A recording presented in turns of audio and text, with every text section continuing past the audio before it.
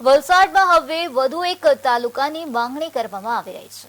કપરાડા તાલુકાનું વિભાજન કરવા માટે માંગણી કરવામાં આવી। 40 ગામોને અલગ તાલુકાઓ બનાવવા માટે માંગણી કરાઈ। 36 ગામના અગ્રણીઓએ કલેક્ટરને આવેદનપત્ર આપ્યું। માંગ કરવાની કારણ એક જ છે કે મહાનગરપાલિકામાં 11 ગામો જતા રહ્યા અને 12 ગામ જેવા વિધાનસભા કપરાડામાં લાગે છે।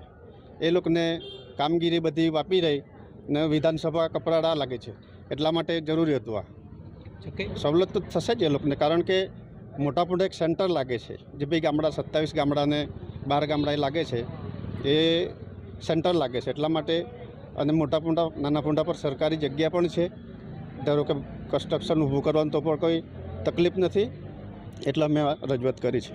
વાપી તાલુકા મહાનગરપાલિકા જાહેર થઈ પછી એમાં 11 ગામો, વાપી તાલુકાના 24માંથી 11 ગામો જતા રહ્યા છે, એટલે બાકીના 13 ગામો અમારા બચ્યા છે। તો અમારા 13 ગામો અને કપરાડા તાલુકાના 27 ગામો છે, જે મોટા પોંડા અને નાના પોંડાની વચ્ચે મિડલમાં આવે છે।